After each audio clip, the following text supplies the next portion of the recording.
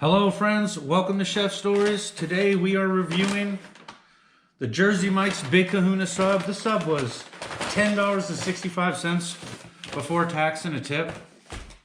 But let's weigh it, start the scale out.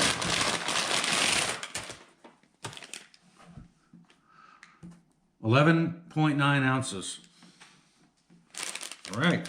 On the Big Kahuna is obviously cheesesteak, peppers, onions, mushrooms, and jalapenos. So let's cut it cross section. There it is, right there. Big Kahuna cheesesteak, top, bottom, going in.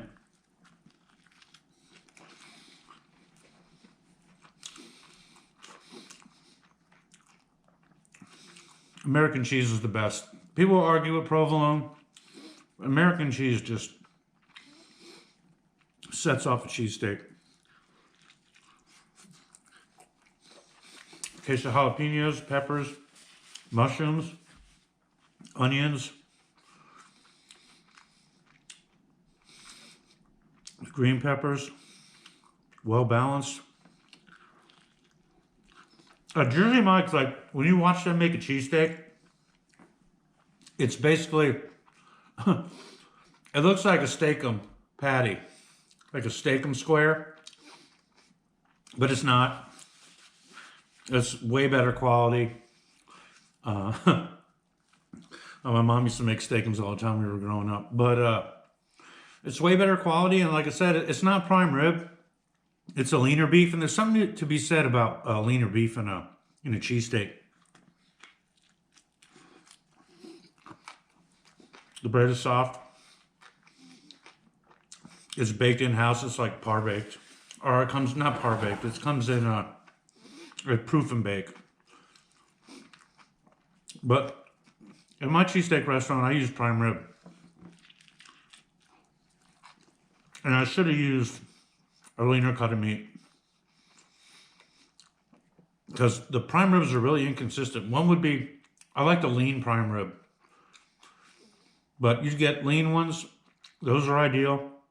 You get some real fatty ones. Problem is, it just makes steak like greasy, and you get no yield. You're gonna get a lot better yield from a leaner meat.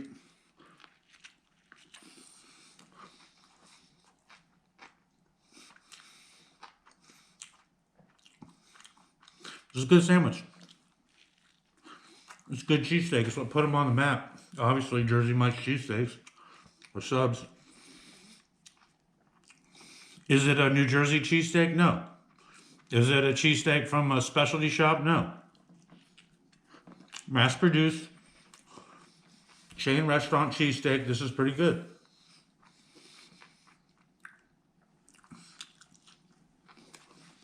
Story I want to tell today is I've got a couple of dumpster stories. When you work in the restaurant business, you're familiar with the dumpster. Gated dumpster, open dumpster, whatever. So I worked at a restaurant in Wilmington, right on the water. It's a famous place. I'm not going to name the name of it. But was at the beach, and I was just a young cook. I was coming into my own as a cook. I was the grill guy, which was like the most coveted position. You grill the fish, steaks, whatever. But this is kind of a seafood place. Really, really nice. And so, we got, your young guys goof around and whatever. So they just brought like a brand new dumpster. Like, they picked the dumpster up. They brought a brand new dumpster. It was all clean and everything, and it was like brand new. It was like spotless, right? So I was thinking to myself, like, I'm gonna play a joke on these. Like, we knew when the bus boys went out to take their garbage, so I was gonna hide in the clean dumpster and be like, "Bah!" Come out and scare them and stuff. So the time comes. I get tipped off they're going out there, so I go in the dumpster. I'm in the dumpster, and So here they come. They had the garbage can was on a wheels, like it was on a roller, a big garbage can. And the dumpster was kind of far from the restaurant, so I see him come down the gangplank, make corner, heading over to the garbage can. I'm getting more and more excited. I'm like, I'm gonna get these guys. Right before they get to the dumpster, they open the dumpster up. They get to the dumpster, and a car pulls up. A little pickup truck pulls up, and they take the top bag of garbage. I'm watching this whole thing. I'm in the corner of the dumpster, like, what's going on? I'm away from where they throw it, but I can still see. Meanwhile, this is a brand new dumpster, never been used, hasn't had one thing of garbage in it its whole entire life. So I'm in the corner of the dumpster, and I'm looking at the opening. Right, truck pulls up. They take a bag off the top of the garbage can. They throw it in. Right, throw it in the dumpster. They proceed to come and pull out a keg. They pull the keg out. They look around. They put the keg in the back of the truck. The truck is gone. And the busboys went back about their way, shut the gate like nothing happened. Right, and I'm in there. I'm like I just witnessed a crime, you know. And I was like, I told all my cook buddies. I never told management or anything, but they got in trouble. It was one of the other cooks. I don't know. Someone ratted them out. But it was pretty hilarious. And another time, it was at a L&N Seafood in Miami. And we went straight out the back door, across like a parking lot, a small parking lot, like, and then a gated dumpsters, right? So these gates had a lock on them. And the old manager, this lady, I think her name was Linda. She was like older, in her 40s. Like she was like the no BS general man. She was like the general manager like of that store. No BS. Everybody respected her. She busted her butt. She worked hard. She worked long hours, did paperwork. And if you got called in the office for doing something, like she was not the lady to be called in the office to. But anyway, nobody else was there. It was like a few of us cleaning up. She was there. Like most of everybody gone home. And we said, hey, can you come out? We need to unlock the dumpster. So she goes outside. She want to have a cigarette too. So she goes outside.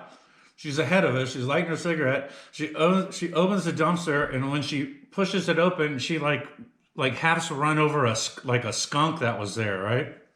The skunk sprayed her straight in the face. She went down. No.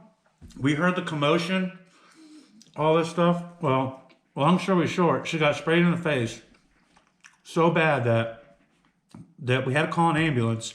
The ambulance came. She spent like the night in the hospital, and it took her like a couple weeks to get back to work. And she never went to the dumpsters again after that.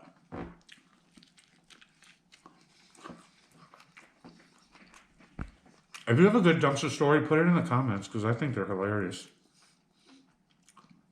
This is not a dumpster story, but we also, at the same restaurant in Wilmington, right on the beach on a long pier, like around the base of the pier,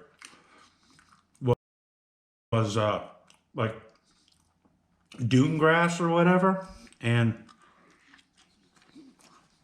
we're in the kitchen like working. We smell smoke. We look outside. We see smoke. Someone, I guess, flicked a cigarette out, caught the grass on fire. And the wind was blowing it towards the restaurant. And all this grass was catching on fire. Man, we were the cooks, we were out there with Bucket Brigade. Kind of got it under control until the fire department came and put it out. Of course, they blamed like one of the cooks because there was a place under the pier. Under the building, like kind of on the pier, where guys would go walk around the building, go down and have a little smoke break or whatever. But they swear it came from there, so we had to like stand by the back door to smoke or have a break. It sucked. But that's my story. The overview on the Jersey Mike's cheesesteak is very good. I would recommend this. This is great. Like if you're traveling, You don't want to eat a burger. A lot of people don't eat burger. Jersey Mike's is a good option because they're popping up everywhere. This is something to think about. And I want to thank you for watching. If you made it this far, you're a legend. I'm Mark, and this is Chef Stories, and I'll see you on the next one.